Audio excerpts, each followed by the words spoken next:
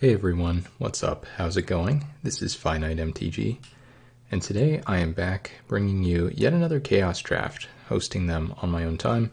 Still waiting for them to show up on Magic Online. Hopefully someday soon we'll get them. This one, unfortunately, is not going to have any matches associated with it, but it was still a very difficult draft. I don't think I did a perfect job navigating it, but things ended up okay for me somehow, so with that out of the way, let's dive into the picks. So, pack 1, pick 1 here, we have a pretty decent pack. Looking at Incinerate versus Gravedigger, basically the two main exciting cards from the pack. You also have like Snapping Drake and Spined Worm, a couple cards that are solid but not anything amazing. So Incinerate is a good removal spell, do like it quite a bit in general, but Gravedigger, it's really hard not to pick a Gravedigger. It's just such a strong card. There are a bunch of combos you can set up. There's a Vidalcan Mastermind in the pack. We'd love to wheel that somehow to go with our Gravedigger.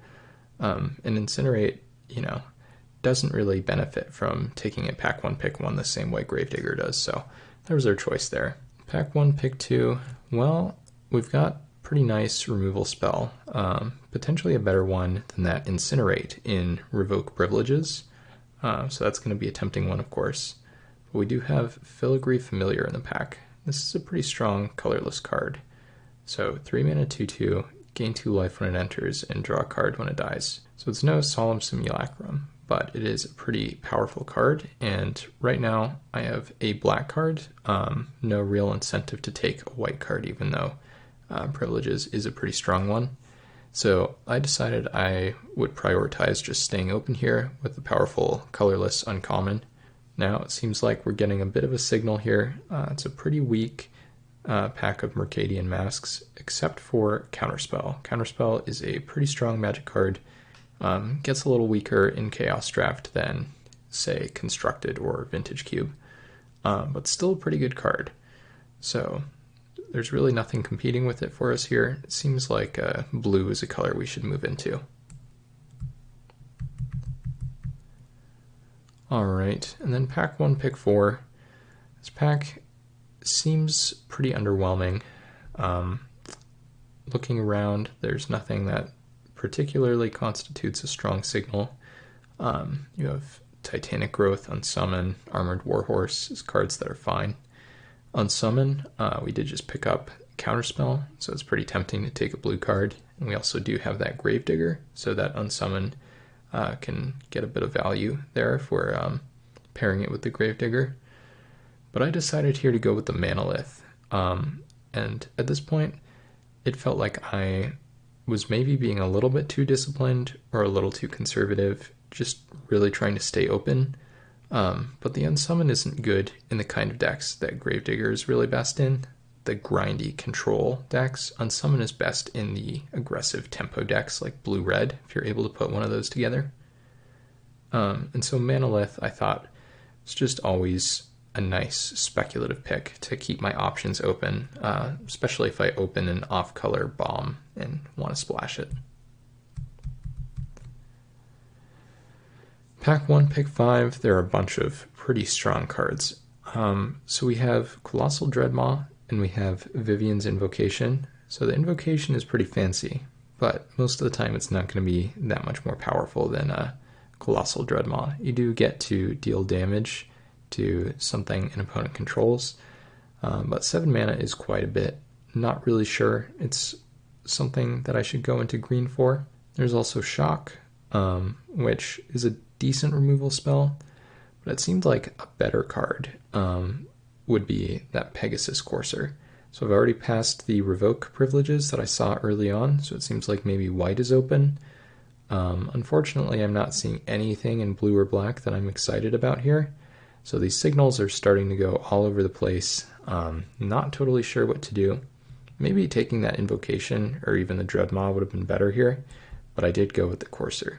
Alright, well I passed that Shock last pick, and now we see a Mugging. Mugging is a little bit worse in general. You trade instant speed and being able to hit any target for sorcery speed and preventing something from blocking. You can't hit players anymore with it either, so not the best swap ever. That said, good cards in this pack include like Drakewing Krasis. The Incursion Specialist is nothing special. And yeah, there's really not much going on. So after passing that Shock, not to mention that Incinerate first pick, suddenly now we're taking that Mugging and thinking, okay, well, maybe we are supposed to play red after all. We'll see. Alright, pack 1, pick 7. I did stare at this pack for quite a long time. So we've passed a couple red cards. It's starting to feel like red is open and blue and black are drying up. So not really sure what to do. There's a Lobber Crew, which is not going to be an amazing card in this format, unlike in its original draft format. And there's a Cancel, and cancels are always fine. You can usually get them a little bit later, and it's never really a signal that blue is open if you're getting a cancel. There's also a Transguild Promenade, but at this point I'm a little bit worried about not getting enough playables. One of the nice things about Manalith is it does count as a spell more than you would count it as a land. And so I opt not to go with the Promenade, and instead went with the Lobber Crew really narrowly over that cancel, trying to make this jump into red. We do see a red card here, pack 1, pick 8, but it is not a very exciting one. It's Goblin Motivator, which can be a good card in the nut red aggressive decks, but it's not really what I'm shaping up to do here with the 0-4 that I just picked up. So here I'm just going to take Angel of the Dawn, goes with my Pegasus Courser that I picked up from earlier, and at this point I'm really all over the place. No idea what I'm supposed to be doing. Just seems like blue and black. Unfortunately, we're not very open. Alright, well, next pick here. Consider taking a Bandage to try to stay in white. There's also a Might Weaver if I'd like to take a 5th color of card here in this pack. Nothing really exciting, but I do end up going with a Bottle Gnomes here. And this was not exactly a testament to the card's power level so much as my uncertainty as to which colors I'm supposed to be in at this point in the draft, because it really does seem like things are all over the place. So yeah, taking that Bottle Gnomes, kind of like the other 3-mana artifacts that I've taken this draft, just going to be nice cards that I can put in my deck no matter what, even though, you know, they might not be the most powerful cards ever. Pack 1, pick 10, pretty similar theme here. So I do end up going with that Aradara Express. Thriving Turtle is something I could have taken if I really wanted to try to force blue. But let's say I'm able to play some kind of white aggressive deck. Aradara Express is going to be a pretty decent card. It's a little bit awkward that most of the time you're going to need 2 creatures to crew it, but if you're able to crew it with 1 creature, then generally you're pretty happy. So that's my goal at this point. And there's not much going on in this pack, so I believe I went with the Righteous Aura, card that looks the least unplayable. And now we get a card that's actually pretty important for us. So, Angel's Mercy, I mean, I am considering playing white, but I'm literally never putting 4 mana gain 7 life in my deck. Lava Axe, 5 mana deal 5. That's a card I could put in my deck. I am considering playing red, but I don't have very much respect for it. In Chaos Draft, I really want cards that stay on the board and accrue value over time, or removal spells that kill something that would accrue value. So Amphin Cutthroat, you know, might not be the prettiest card ever, the most exciting, but it is a playable Magic card, and blue is a color I'm considering playing at this point, so hey, maybe it'll even make my deck. Pack 1, pick 13 here, snapping up a Walking Corpse, never playing Wall of Vines, and hey, I think the only other black card we have is the Gravedigger, but maybe we get there with some kind of zombie tribal deck, we'll see. Pack 1, pick 14. This is a pretty good sign for me. We wheel an Aerial Maneuver. Seems like my white cards that I've picked up were indeed a sign, and maybe we're going to get some good white playables late. Pack 1, pick 15. Get a 4 mana 2/5. It's better than that blue 4 mana 2/4 that I was talking about earlier. And it's just not a bad card in general. So, seems like I'm playing some kind of weird white deck. Tried to play blue, tried to play black, and had to move off of them for the most part. So we'll see what I'm able to do with this start. Just as I say that, tried to move off of blue and black, we get a very powerful blue and black rare in this pack, Shadow Mage Infiltrator. 3 mana 1/3 Fear, and when it deals combat damage to a player, you may draw a card, so you don't even have to worry about decking with it too much. Problem is, there are plenty of other good cards in this pack. You have Sickle Slicer, very powerful magic card, Water Servant, pretty good one, and Narcolepsy, very nice removal spell. So with that Shadow Mage Infiltrator, if I take it, I'm basically committing to some kind of Esper deck, whether I'm blue-white splash black or blue-black splash white, something along those lines.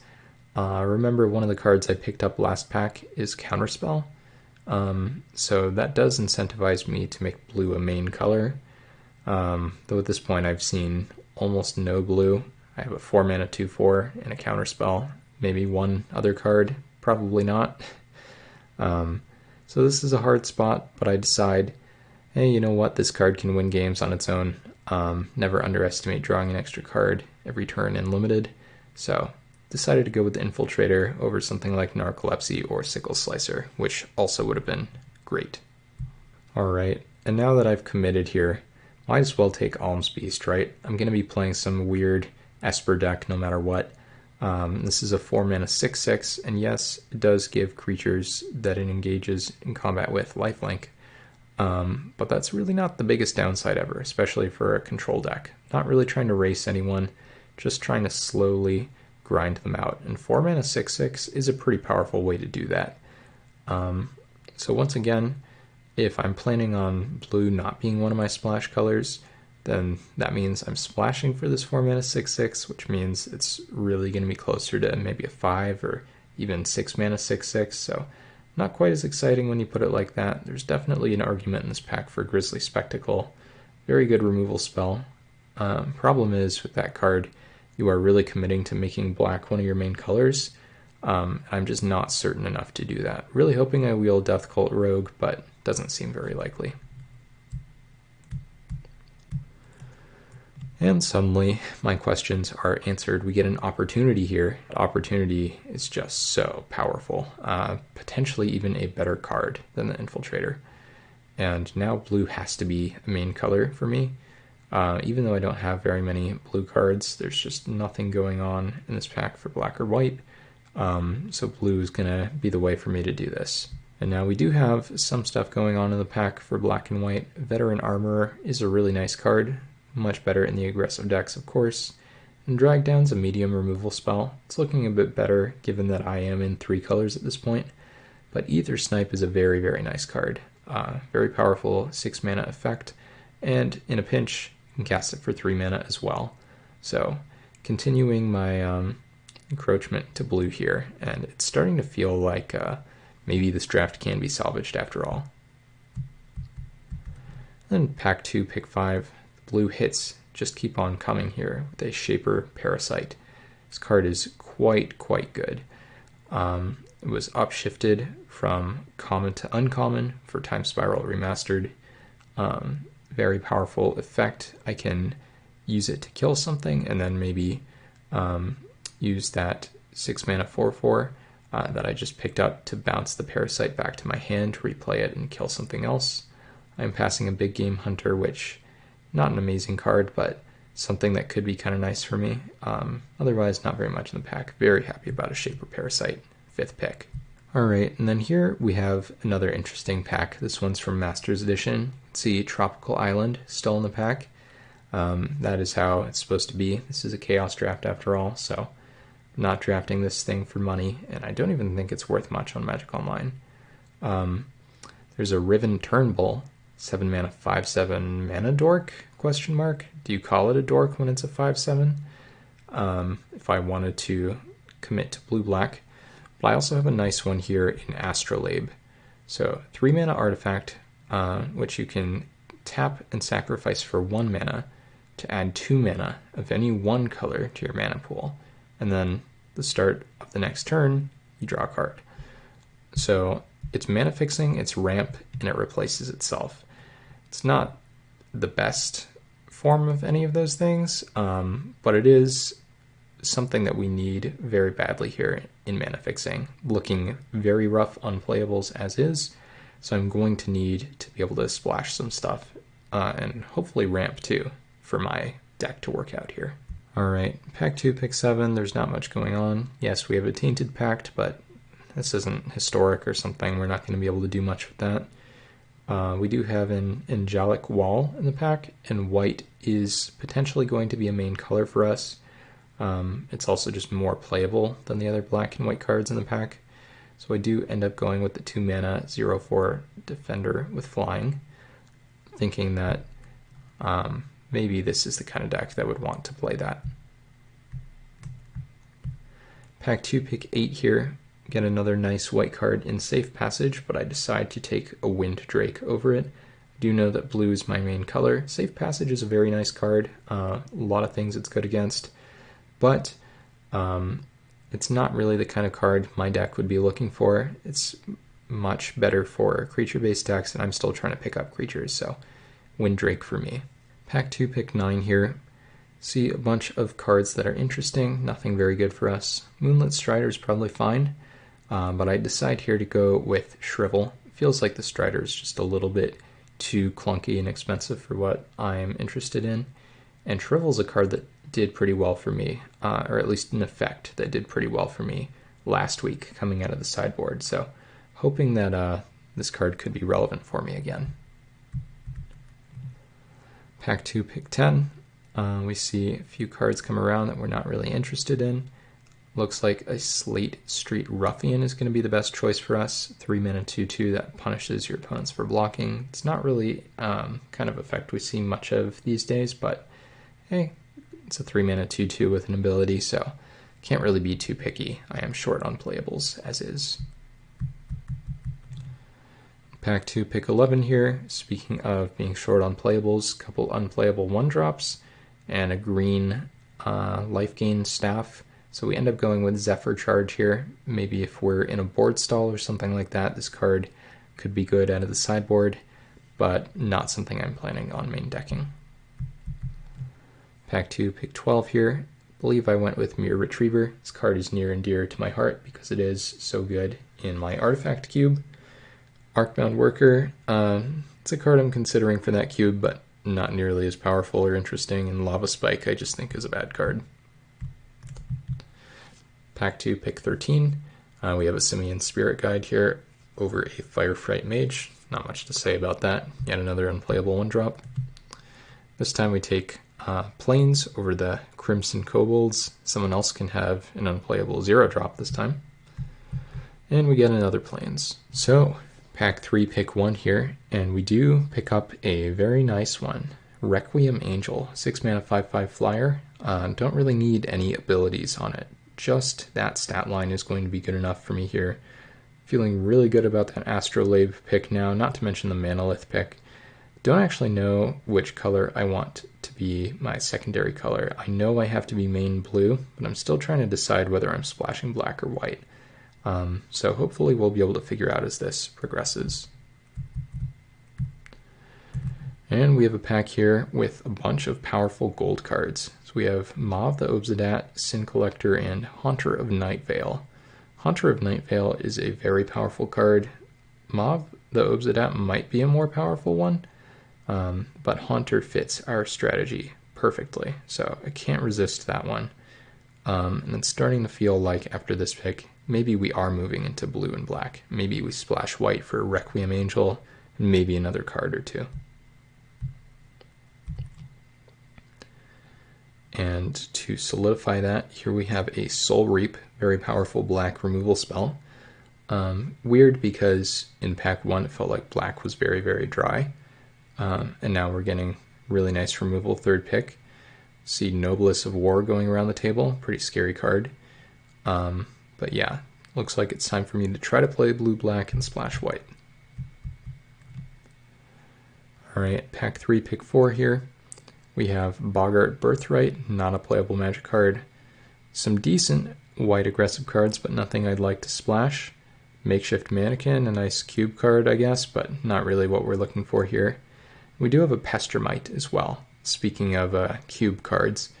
but this one is pretty reasonable in Chaos Draft as well. It's a nice tempo play, can work almost as a combat trick because it does have flash. And if nothing else, it's just a 2-power flyer for 3 mana. So never going to complain about that. And Pestermite is still pretty good in regular limited formats. Well, this pack unfortunately didn't have very much for me. Battlewise Aven is a card you can put in your deck. Threshold is not really something that gets turned on very easily in this format. The Spurn Mage Advocate is another card you could put in your deck, but keep in mind I'm only splashing white, so not planning on playing either of those cards. Decided to go here with the Toxic Stench. I just mentioned that Threshold is pretty hard to turn on, so I don't think this card's going to be great for me, but might be what I'm playing as I scrape the bottom of the barrel for playables here. Alright, pack 3, pick 6. We get a Dark Steel pack. These packs are not exactly known for their playables either. We pick up a Scavenging Scarab here, a Hill Giant with a downside. Not really a card we're hoping to run, but worst comes to worst, maybe we have to do it. Problem is our deck is very controlling, and being able to block is a very important part of our game plan. Well, pack 3, pick 7 here, we get something pretty good for us in the Vacuum Melt. Kind of a funny card, and a little unfortunate that it is a sorcery. But being able to bounce one thing for 3 mana, if you have to, or ideally 2 things for 6 mana, probably not getting up to the 9 mana mode though. The card does have a good deal of flexibility. Got some decent ETBs in this deck, so maybe I'll be using it to bounce my own creatures, or maybe knock some enchantment removal off.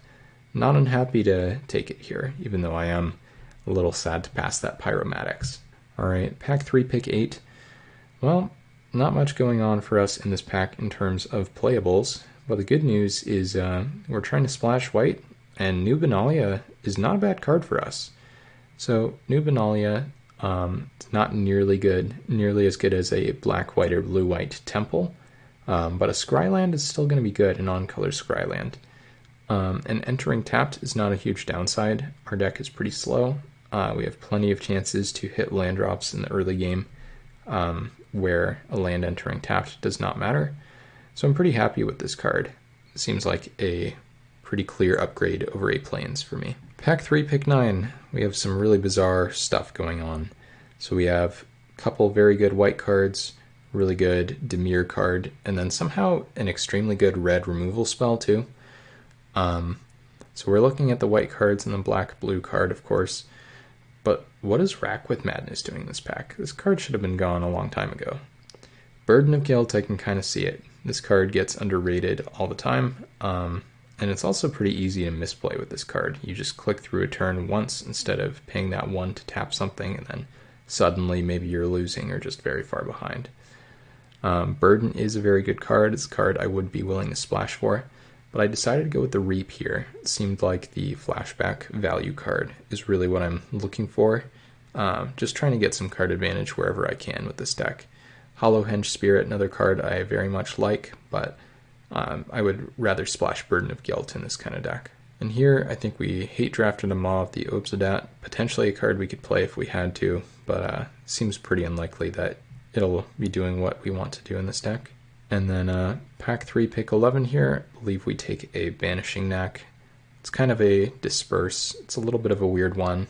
You can see the Cinder Pyromancer right next to it. A bit of a combo between those if you're able to cast a red spell and get another disperse out of the Pyromancer / Knack. But nothing like that going on for us, so this card's probably just going to our sideboard. And then pack 3, pick 12 here, just took a Boggart Birthright for the sideboard. Someone can have their choice of mostly unplayable red cards. Pack 3, pick 13, we get a 5-mana 1/6 Vigilance. Not the kind of card you're hoping to splash for. Really hope it doesn't come down to that for us. Pack 3, pick 14, we get a Terran Ghost. This is never a card I want to put in my deck. Doesn't matter that it has some Regenerate Artifact clause. 2-mana 1/1 flyer sucks. Then pack 3, pick 15, we get an Island. So it feels like things did not go super well for us. Lots of waffling at the beginning, lots of mixed messages. Seemed like blue wasn't open pack 1, but then pack 2, it seemed like we would be insane to pass any of the blue cards, and fortunately we really didn't have to. We got a ton of very good blue cards in pack 2, and our mana base, although not ideal, we did get that Manalith pick that seemed not super important, maybe even trivial, and it really was crucial in the end, as well as that Astrolabe.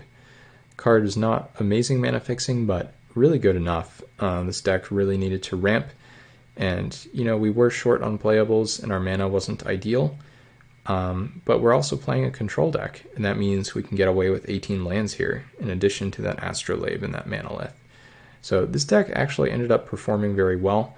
One of the reasons we don't have matches today is because there was a Pioneer Challenge, and so this deck, I will say it went undefeated.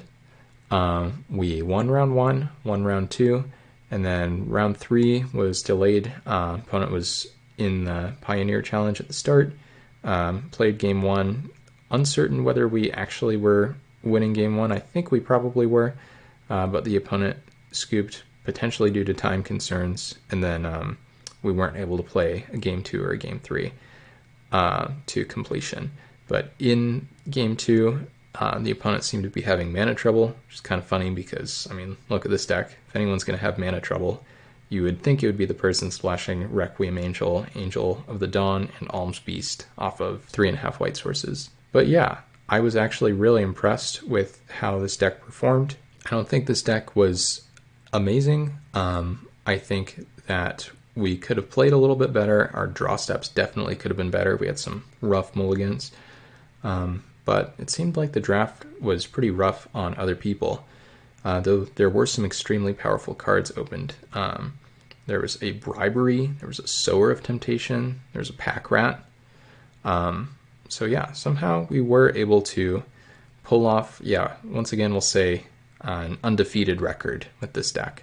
So thank you all for watching. Hope you have enjoyed this. I will be back with more of these soon, I imagine. Just like them too much not to keep pumping them out.